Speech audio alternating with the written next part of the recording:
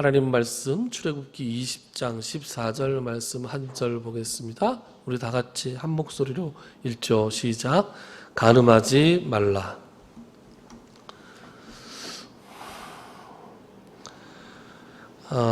십계명을 살펴보고 있는 가운데 7번째 계명을 오늘 말씀드릴 차례입니다. 십계명을 시작하면서 십계명을 관통하는 핵심적인 단어가 뭐냐? 바로 사랑이라 그랬습니다. 사랑이라는 핵심 단어를 가지고 우리가 십계명을 봐야 한다. 십계명은 우리를 억압하거나 누르거나 우리를 얽어매려고 하는 하나님의 의도로 주어진 계명이 아니라 우리를 자유케 하고 우리가 더욱더 하나님을 사랑하고 이웃을 사랑하고 하나님 앞에 나아가서 복을 받을 수 있는 그런 통로로서 기능을 하는 것이다. 그런 점에서 예수님께서는 이 십계명을 두 가지로 요약을 해주셨죠. 첫 번째는 내 마음을 다하고 목숨을 다하고 뜻을 다하여 주 너의 하나님을 사랑하라. 이렇게 1계명부터 4계명까지를 요약을 해주셨고, 그리고 5계명부터 10계명까지를 내 이웃을 내 몸같이 사랑하라. 이렇게 요약을 해주셨어요. 이제 그런 관점에서 우리가 이제 다시 이 계명을 보면 이제 1계명부터 4계명까지를 하나님을 어떻게 우리가 사랑할 것인가 하는 것을 초점에 놓고 우리가 살펴봤다면 5계명부터는 우리가 어떻게 하면 이웃을 사랑할 수 있는가라는 것을 초점에 놓고 살펴봐야 한다라는 것이죠. 그래서 5계명은 내 부모를 공경하라잖아요. 내가 내 이웃을 사랑하기 위해서는 가장 가까운 이웃인 부모님들을 공경하는 것으로부터 시작해야 된다. 이런 말씀이죠. 그리고 우리가 지난 시간에 살펴본 제6계명은 살인하지 말라잖아요. 내가 이웃을 사랑하려면 내 이웃의 생명을 지켜줄 수 있어야 된다. 그리고 오늘 7계명입니다. 간음하지 말라예요. 이것은 네가 내 이웃을 사랑하려면 내 이웃의 결혼을, 가정을 지켜줄 수 있어야 된다라는 관점에서 우리가 접근할 수 있어야 됩니다. 오늘 설교 말씀은, 오늘 드리는 말씀은 제 신대원 시절 은사였던 김지찬 교수님의 데칼로그라는 10계명에 관한 책이 있어요. 그 책에서 많은 통찰력을 빌어왔다라는 말씀을 미리 드립니다. 간음이란 무엇이냐? 간음하다라는 히브리어 동사는 나프라는 동사예요. 나프. 그런데 이 나프라는 동사가 구약 성경에서 총 34번 나온다 그래요. 그런데 오늘 우리 본문에도 나와 있지만 간음하지 말라. 주어는 누구예요? 너희들은 이죠. 생략돼 있지만 모든 명령문에 생략된 주어는 너희들이잖아요. 근데 누구와 간음하지 말라는 거예요? 목적어가 나와 있지 않죠. 간음하다라는 말은 이렇게 목적어가 나오지 않게 쓰이는 경우도 있고, 목적어가 나오는 경우는 반드시 결혼을 전제로 해서 나옵니다. 그러니까 레위기 20장에 보면 이런 말씀이 있어요. 레위기 20장 10절.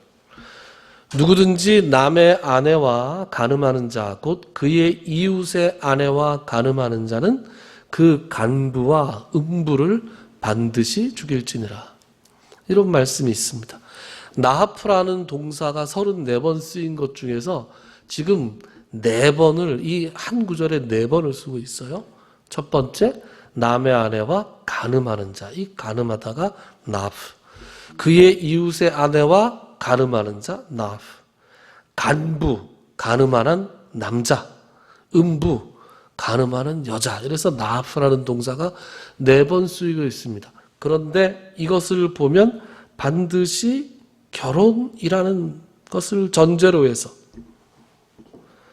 남자가 이웃의 아내와 성적인 관계를 맺는 것이 바로 간음이라는 것이고, 그 경우에는 두 남녀를 모두 사형에 처해야 한다고 말씀합니다. 근데 우리가 알고 있는 선입견과는 다르게 이 7번째 계명 간음하지 말라라고 하는 것은 인간이 저지를 수 있는 모든 부적절한 성관계를 다 규제하는 그런 말이 아닙니다. 다시요. 말이 좀 어렵죠? 간음하지 말라고 하는 이 7계명은 인간이 저지를 수 있는 모든 잘못된 성적인 관계를 다 규제하기 위해서 쓰인 명령은 아닙니다. 무슨 말이냐? 그러면 무슨 말이냐 하면 이웃의 아내를 범함으로써 이웃의 결혼이 깨어지는 그런 것을 막고, 그래서 이웃의 자유와 권리를 보호하려는데 그 취지가 있다. 아니, 그러면 이웃의 아내와 부적절한 관계를 가지는 것 외에 다른 그런 부적절한 성관계는 어떻게 되는 거냐? 잘못된 거죠. 잘못된 건데 7계명의 목표가 그것까지 다 포함하는 것은 아니다. 직접적으로 포함하고 있지는 않다. 그렇게 봐야 이 7계명의 취지를 우리가 명확하게 알 수 있다라는 거예요. 음란 안 됩니다. 음행 안 돼요. 다 안 되는 건데 7계명이 그것들을 다 포괄적으로 목표를 하고 있지는 않다라는 사실입니다. 신명기 22장에 보면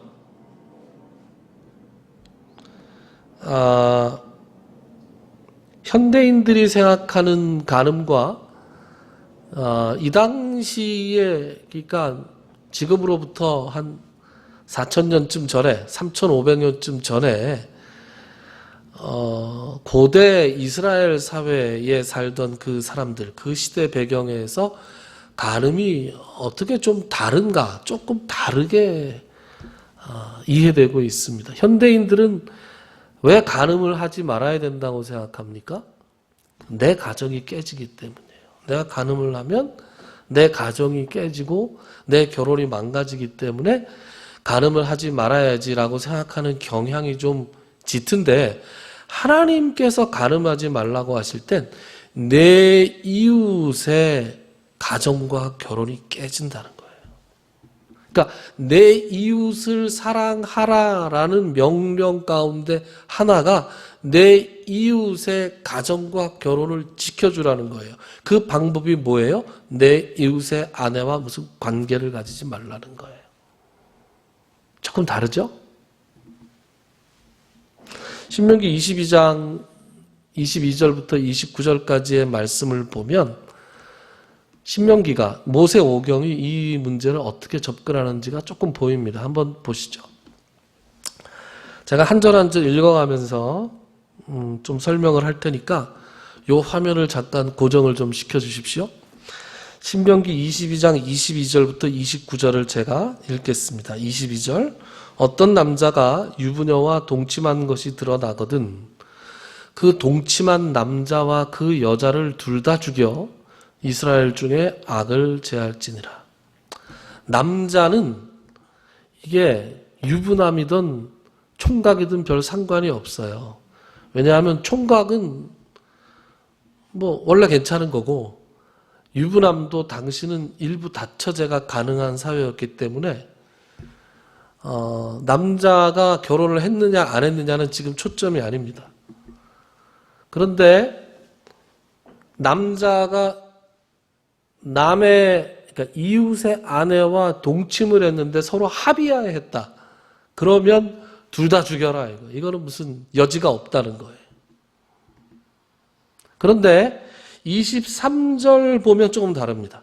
처녀인 여자가 남자와 약혼한 후에 어떤 남자가 그를 성읍 중에서 만나 동침하면, 이제 약혼도 약혼도 아내라고 치는 거예요. 네, 남의 아내라고 간주하는 겁니다. 이제 약혼녀인 경우엔 이제 이게 합의한 거냐, 합의하지 않은 거냐. 이게 이제 중요해집니다. 24절에 보면 굉장히 구체적이에요. 너희는 그들을 둘 다 성읍 문으로 끌어내고 그들을 돌로 쳐 죽일 것이니 그 처녀는 성 안에 있으면서도 소리 지르지 아니하였으며 그 남자는 그 이웃의 아내를 욕보였음이라. 너는 이같이 하여 너희 가운데에서 악을 제할지니라. 그러니까 이 둘 다 죽이는 경우는 여자가 소리를 질러서 도움을 요청하지 않았다는 거예요. 현대적인 법리나 현대 사람들의 이 윤리 의식과 지금 비교하면 안 됩니다. 네, 그거는 좀 감안하시고 이 말씀을 듣는 여성분들이 너무 분개하지 마시기 바랍니다. 당시에 오늘날 건물처럼 건물 안에 들어가 있으면 소리를 쳐도 밖으로 소리가 나가지 않고 그렇지가 않았잖아요. 성읍이라는 것이 굉장히 작고 소리를 내면 조금만 소리가 커지면 옆집 거리까지 다 들리는 그런 구조였단 말이에요. 그러니까 처녀가 소리를 질러서 구원을 요청하지 않으면 이거 합의된 걸로 봐서 둘 다 죽여라 이렇게 되는 것이고요. 그 다음에 25절부터 읽겠습니다. 27절까지 만약 남자가 어떤 약혼한 처녀를 들에서 만나서 강간하였으면 그 강간한 남자만 죽일 것이요 처녀에게는 아무것도 행하지 말 것은 처녀에게는 죽일 죄가 없습니다. 이 일은 사람이 일어나 그 이웃을 쳐 죽인 것과 같은 것이라 남자가 처녀를 들에서 만난 까닭에 그 약혼한 처녀가 소리 질러도 구원할 자가 없었음이니라. 그러니까 아무도 구원할 수 없는 곳에서는 소리를 지른 것으로 간주하겠다는 얘기예요. 그래서 처녀는 무죄. 그러나 이 처녀가 정혼한 상태이기 때문에 약혼을 한 상태이기 때문에 이웃의 아내를 범한 것으로 여겨 이 남자는 사형 이렇게 된다는 거예요. 근데 28절부터 29절까지 봅시다. 만일 남자가 약혼하지 아니한 처녀를 만나 그를 붙들고 동침하는 중에 그 두 사람이 발견되면 아이고 민망해라. 이게 현장에서 발견되는 거네요. 그 동침한 남자는 그 처녀의 아버지에게 은 50세겔을 주고 그 처녀를 아내로 삼을 것이라. 그가 그 처녀를 욕보였은즉 평생에 그를 버리지 못하리라. 그러니까 누가 누구 이웃의 아내가 아닌 처녀인 경우, 약혼도 안 했을 경우에 그 처녀를 범하면 아내로 삼으면 된다는 거예요.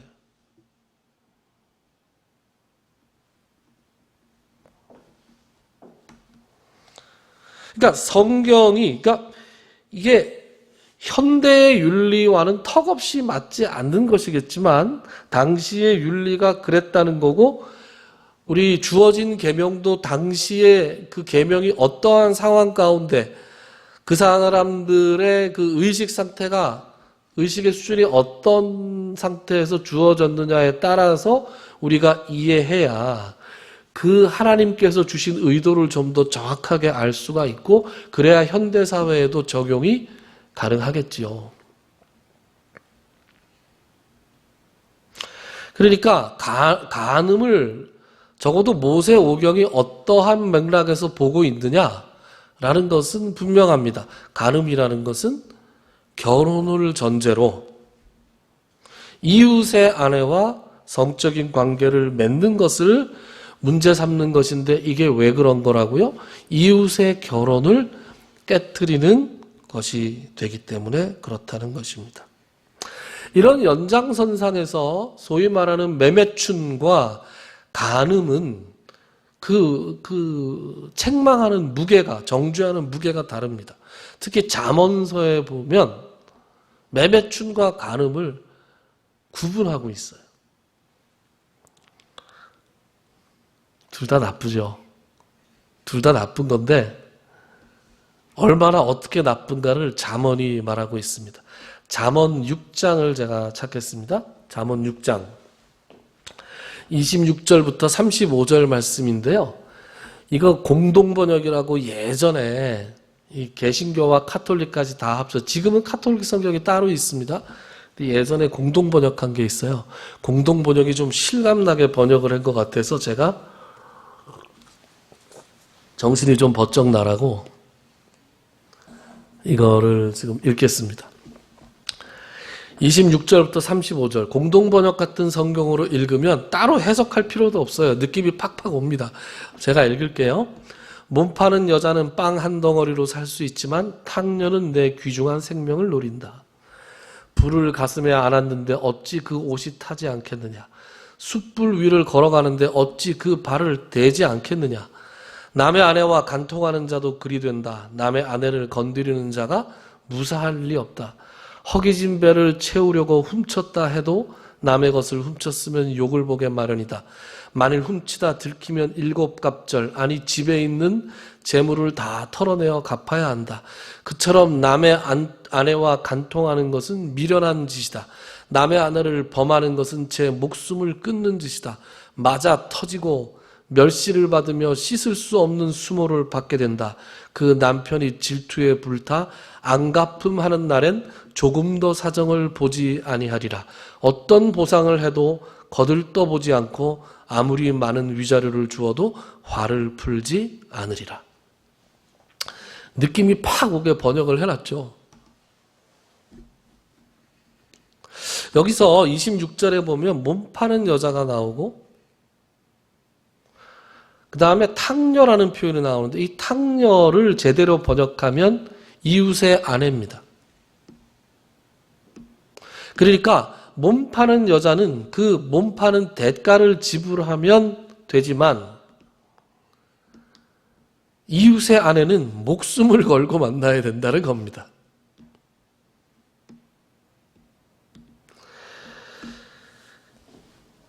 간음은 이웃의 아내나 이웃의 남편과 관계를 맺음으로써 이웃의 결혼을 파괴하는 거지만 매매추는 독립적인 여인과 돈을 주고 관계를 맺는 것이기 때문에 이웃의 가정을 파괴하는 데까지는 나아가지 않습니다. 그래서 잠언서는 매매춘도 비난하지만 간음을 훨씬 더 심각한 범죄로 경고하죠. 26절에 보면 탕녀가 다른 이의 아내고요. 다른 이의 아내와 관계를 맺는 것을 가슴에 불을 안고 다니는 거. 숯불 위를 걸어가는 거.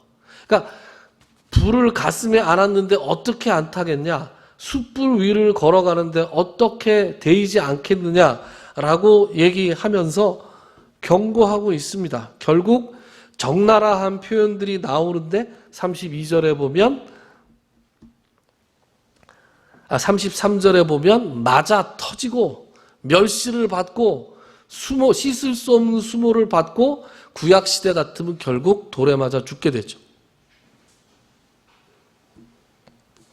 그래서 32절에 보면 남의 아내와 간음을 하는 것은 제 목숨을 끊는 것인데 왜냐하면 그가 그 이웃의 결혼을 깨고 가정을 깨고 그래서 그 대가 이어지는 것을 끊어버렸기 때문에 그렇습니다. 그러니까 간음하지 말라고 하는 것은 단순히 성적인 순결을 지키라는 명령이 아니라 내 이웃을 사랑한다면 내 이웃의 결혼을 지켜줘야 된다라는 의미로 주어진 명령이에요. 고대 이스라엘 사회에서 한 사람이 생존하기 위해서는 반드시 결혼과 가족을 가지고 있어야 했습니다. 자식을 통해서 자신의 생명이 연장된다고 사람들은 보통 생각하지 않습니까? 그래서 내 후사가 없는 경우에 사람들이 참 가지는 그 허탈함, 헛되게 느껴지는 것들이 참 크죠. 그래서 합법적인 배우자를 통해서 내 생명을 나누어 가진 자식을 얻는 것처럼 중요한 것이 인간에게 또 없는 것이에요. 그래서 우리에게 익숙한 시편 127편을 보면 127편 3절부터 5절까지의 말씀을 보면 이렇게 되어 있습니다. 보라, 자식들은 여호와의 기업이요 태의 열매는 그의 상급이로다. 젊은 자의 자식은 장사의 수중의 화살 같으니 이것이 그의 화살통에 가득한 자는 복되도다. 그들이 성문에서 그들의 원수와 담판할 때에 수치를 당하지 아니하리로다. 아멘. 저는 남자라서 경험을 못 해봤는데 여성분들 중에서 남편이 없는 분들은 가끔 그런 얘기를 해요. 이것들이 나가 남편이 없다고 무시하나? 상대방은 하나도 그렇게 생각을 하지 않는데 그런 생각을 가지고 살아갈 때가 있는 것 같아요. 그런 표현을 들어본 걸로 봐서. 근데 나이가 들면 장성한 자식이 없으면 어디 가서 무시당하고 그러는 경우가 생깁니다. 이거를 어디서 체험할 수 있냐 하면 부모님들을 병원에 모시고 가보면 알겠더라고요. 이제 저희 부모님들이 연로하셔서 부모님들을 병원에 모시고 갈 때가 많은데 이 의사와 간호사가 대하는 눈빛이 달라요. 모르겠어요. 저만 그렇게 느끼는 건지. 그리고 부모님들이 굉장히 든든하게 느끼시는 것을 느낄 수 있습니다. 그래서 부모님들이 연로하시면 병원에 모시고 다니는 것도, 병원에 모시고 가는 것만으로도 효를 할 수 있다. 그런 생각을 해봤어요. 그래서 여기 지금 보면 이 자식이 이 화살통에 있는 화살 같대잖아요. 활을 딱 꺼냈는데 화살이 없으면 무슨 소용이 있습니까? 나의 원수된 사람과 나와 적대적인 관계에 있는 사람과 딱 마주쳤는데 뒤에 자녀들이, 딸들이 주르륵 서 있는 거하고 아무도 없는 거하고 너무나 다르지 않겠습니까? 굉장히 든든하겠죠. 그래서 그들이 성문에서 그들의 원수와 담판할 때에 수치를 당하지 아니하리로다 라는 표현을 지금 시편 기자는 사용하고 있는 것이죠. 그래서 적법한 배우자를 통해서 적법한 자녀들이 기업으로 물려받은 땅을 상속하고 그 땅을 일금으로써 나오는 소출을 가지고 그 가족들은 그 가족의 안전과 자유를 영위할 수 있는 거예요. 그런데 적법한 자녀가 없으면 아내가 간음을 해서 그 자녀가 도대체 누구의 자녀인지 알 수 없는 경우에 이 사람이 적법한 자녀를 가지지 못하게 되고 그러면 이 사람의 그 이후의 삶은 불안하기 짝이 없게 되는 것이죠. 자신의 재산을 지키지도 못하게 되고 노후의 보장도 불가능하게 되고 그래서 그런 것이 없으면 인간은 진정한 자유를 누릴 수 없게 되는 것입니다. 여러분, 하나님께서 우리에게 계명을 주신 이유는 인간을 억압하기 위해서가 아니라 자유하게 하시기 위해서 우리에게 계명을 주셨어요. 그런데 여러분, 경제적으로 자유가 없는 인간이 어떻게 진정으로 자유할 수 있습니까? 그래서 간음이라고 하는 것은 이웃의 가정에 적법한 자녀의 지위를 흔들어 놓기 때문에 이웃의 경제적인 자유에 치명적인 위해를 가하게 되는 것이고 그래서 이웃을 사랑하라는 명령에 정면으로 배치되는 것이에요. 그래서 다른 어떤 것보다 간음은 용서하지 않고 죽여서 이스라엘에서 악을 제하라 이렇게 강력하게 경고하고 계시는 것이죠. 그런데 말이죠. 간음을 이렇게 중하게 다스리라고 경고하셨음에도 불구하고 이 간음의 문제가 쉽사리 없어지지 않는단 말이죠.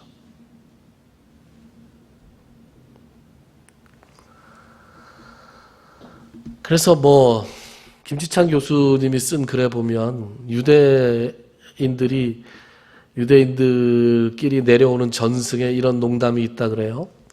이제 모세가 십계명을 받으러 시내산에 올라갔잖아요. 그 며칠 있다 오죠?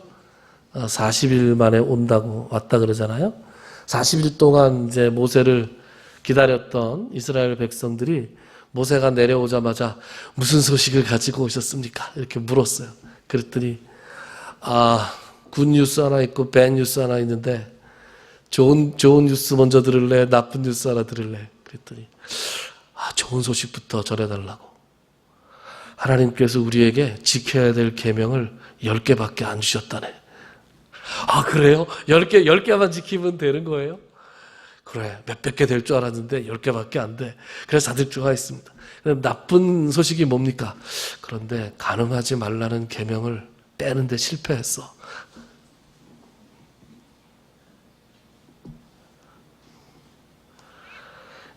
간음하는 얘기, 이 바람 피는 얘기, 이 인간이 하는 이 농담들 중에서 엄청 많잖아요.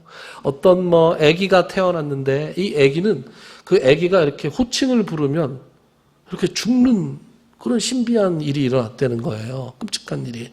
그래서 아이가 말을 배워가지고 엄마 그러니까 엄마가 죽은 거예요. 그럼 형 그랬는데 형도 죽고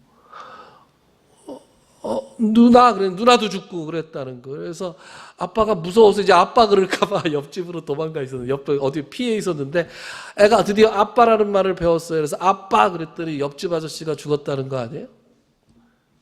이런 식의 농담들 우리가 막 와 하고 웃는데 이게 참 글쎄 웃으면서 슬프다 그러죠. 이게 우픈 얘기입니다. 우픈 얘기.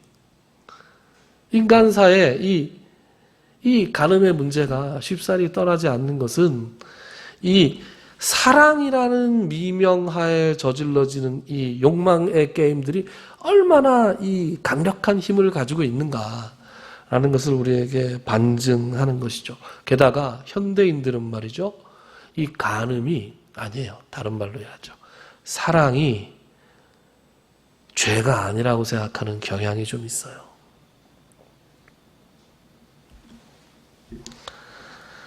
그래서 벌써 한 20년 넘은 것 같아요. 결혼한 유부남, 유부녀들이 애인을 하나쯤 데리고 있는 것이 대수냐? 그게 부끄러운 일이냐? 심지어는 20여 년 전에 들은 얘기인데 친구들끼리 모이는데 각자 부부 동반이 아니라 애인 동반 이렇게 해서 모인다라는 말을 듣고 참 해도 너무한다라는 생각을 한 적이 있습니다. 지금은 이제 그런 게 화제도 안 돼요. 화제거리도 안 되는 거 보니까 그게 없어진 게 아니라 이제는 더 이상 새로울 게 없는 현상인가 싶어서 참 서글픕니다. 예수를 믿지 않은 사람들에게만 해당되는 일이면 참 좋겠는데 예수를 믿는 사람들도 여기서 예외가 아닌 것처럼 느껴져서 참 안타깝습니다. 사랑은 죄가 아니지만 대상을 잘못 고르면 인생이 나락으로 떨어지는 수가 있습니다. 구약시대가 아니라 사람들이 달려와서 돌로 치지는 않겠지만 그 인생이 완전히 자기가 쌓아왔던 모든 것이 다 무너지는 그런 것들을 경험하게 됩니다. 우리가 구약 성경에서 그 대표적인 예로 다윗을 보잖아요. 다윗이 왕 위에서 폐위되지는 않았지만 다윗이 그 범죄한 이후에 얼마나 비참한 삶을 살았습니까? 영적으로 말할 수 없는 고통을 겪으면서 살았습니다.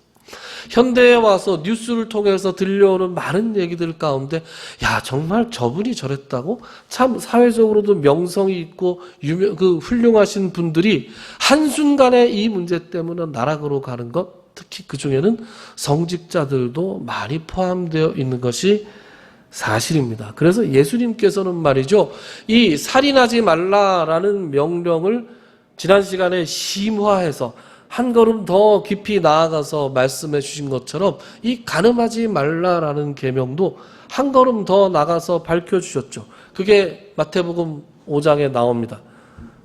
우리 같이 한번 읽어볼까요? 이제 슬슬 좀 졸릴 시간이 돼서 같이 한번 읽어보겠습니다. 시작. 또 간음하지 말라 하였다는 것을 너희가 들었으나 나는 너희에게 이르노니 음욕을 품고 여자를 보는 자마다 마음에 이미 간음하였느니라. 만일 내 오른눈이 너로 실족하게 하거든 빼어내 버리라. 내 백체 중 하나가 없어지고 온몸이 지옥에 던져지지 않는 것이 유익하며 또한 만일 내 오른손이 너로 실족하게 하거든 찍어내 버리라. 내 백체 중 하나가 없어지고 온몸이 지옥에 던져지지 않는 것이 유익하니라. 아멘. 참 언제 봐도 무시무시한 말씀이죠. 이거 문자 그대로 적용하면 이게 전부 교회에 이게 애꾸의 외파리들만 이렇게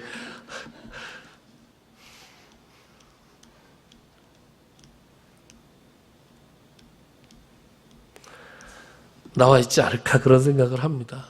그러니까 이 말씀은 문자적이지 않겠죠, 그죠? 우리가 할 수 없어서 문자적이 아니다라는 것이 아니라 사실 눈이 우리 인격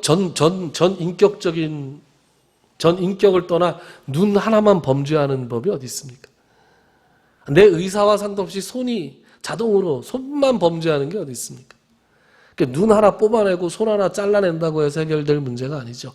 이 말씀은 명백하게 예수님께서 과장법을 사용하신 겁니다. 살았다. 이게 아니고 그러면 무엇을 위한 과장법이냐는 거예요. 과장법은 무언가 교훈을 주시기 위해서 명백하게 어떤 메시지를 주시기 위해서 과장하시는 거잖아요. 그러니까 예수님은 이 과장법은 뭘 말씀하시려고 과장을 하신 거냐? 그만큼 남자라는 존재는 어쩔 수 없다는 거냐? 남자는 머릿속에 온갖 이상한 생각으로만 가득 찬 존재냐? 뭐 그렇다기보다 제 생각은 그렇습니다. 제 생각은 사랑이 문제가 아니라 사랑의 대상을 잘못 찾는 것이 문제잖아요. 사랑의 대상을 잘못 찾는 것이 아예 일어나지 않도록 그냥 싹을 잘라버리라는 거예요. 그러니까 그런 분위기 자체를 만들지 말라는 거예요. 그만큼 엄중하기 때문에 눈을 뽑고 손을 자를 정도로 중요한 거기 때문에 이웃의 아내, 이웃의 남편과는 이상한 일이 일어날 만한 싹을 아예 차단하라는 거예요. 그만큼 경각심을 가지고 우리가 살아야 한다는 것입니다.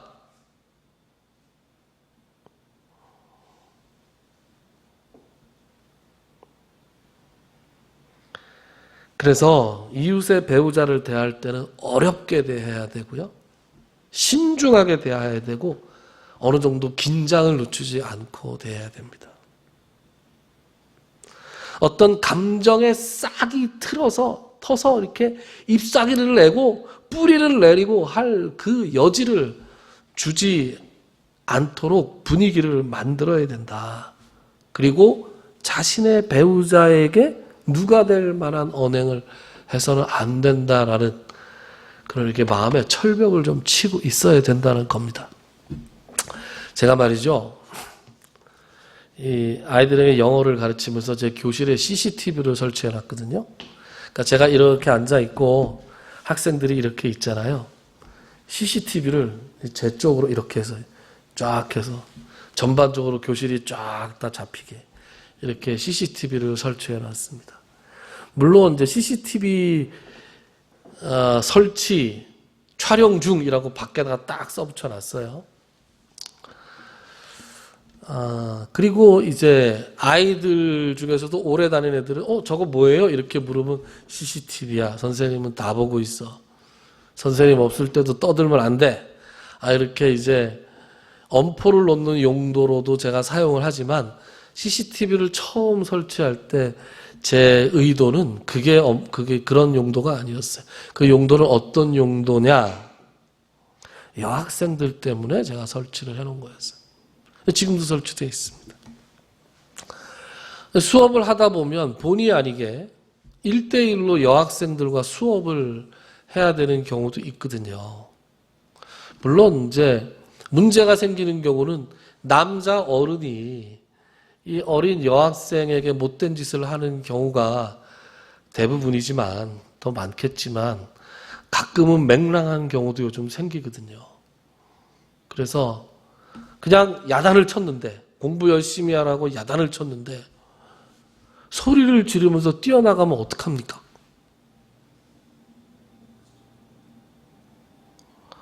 어떻게 해야 됩니까? 선생님이 저 만졌어요. 이렇게 얘기하면 어떻게 해야 돼요? 아무도 본 사람이 없어요. 저의 결백을 믿어줄 사람이 아무도 없고 대부분 그럴 때 사회는 약자 편입니다. 그래서 제가 녹화를 해놨다. 그래서 이 CCTV 때문에 저도 아이들에게 함부로 언행을 못하지만 혹시라도 생길 수 있는 어떤 이 문제의 가능성을 애초에 차단하고 안심하는 거죠, 저도. 그래서 교육자들 되면 이제 담임 목사님한테 이런저런 얘기를 많이 들어요. 절대로 여자 성도들하고 악수하지 마라. 몇 살 이하로는 악수하지 마라. 그런 얘기합니다. 옛날에는 이제 60 넘은 분들하고는 악수해도 된다 이렇게 얘기했는데 요즘 60은 올려야 돼요, 이제 나이를. 그리고 이제 승용차를 타고 갈 때 절대 옆자리에는 여자 성도를 태우지 마라. 여자 전도사도 태우지 마라. 반드시 뒷자리에 태워라. 이런 주의사항들을 듣습니다. 그만큼 이 문제가 될 만한 가능성을 손톱만한 가능성이라도 있는 것을 차단하는 것이죠. 여자 성도들과 상담을 할 때는 반드시 문을 활짝 열고 상담을 해라. 등등. 근데 문을 닫더라도 CCTV를 설치해 놓으면 문을 열어놓는 효과가 있지 않을까? 문을 열면 뭐합니까? 아무도 없으면 또 문제가 되겠죠. 여러분, 우리 마음에도 CCTV가 좀 필요해요. 이 교실에만, 상담실에만 CCTV가 필요한 것이 아니라 우리 마음에도 CCTV가 필요합니다. 우리는 예수 그리스도를 우리의 주님으로 고백을 하면서 성령님이 우리 안에 내주하신다는 것을 믿음으로 고백하는 사람들 아닙니까? 그러니까 내가 어떠한 언행을 하면 내가 무엇을 보고 무슨 생각을 하고 무슨 말을 하고 어떤 행동을 하게 되면 이거 다 하나님이 보신다. 이거 다 성령님께서 들으신다라는 의식을 하고 우리가 잘못된 욕망에 이끌려서 그 욕망이 우리의 이성과 우리의 신앙 양심을 다 눌러버리고 우리의 욕망이 우리를 어딘가로 이끌어가기 이전에 우리 마음에 CCTV를 좀 켜놓고 있어야 돼요. 이런 걸 유식한 말로 라틴어로 코람데오 이렇게 얘기합니다. 항상 하나님 앞에서 우리가 사는 것이 필요하죠. 우리가 다 연약한 사람들 아닙니까? 연약한 죄성을 가지고 있는 그런 인간들입니다. 정말 그럴 것 같지 않은 분들이 철퍼덕 넘어지는 것들을 보면서 저 사람 봐라, 교만하더니 잘됐다 이런 게 아니라 나도 넘어질 수 있다라는 것을 항상 마음에 가지고 경계하면서 살아야 한다.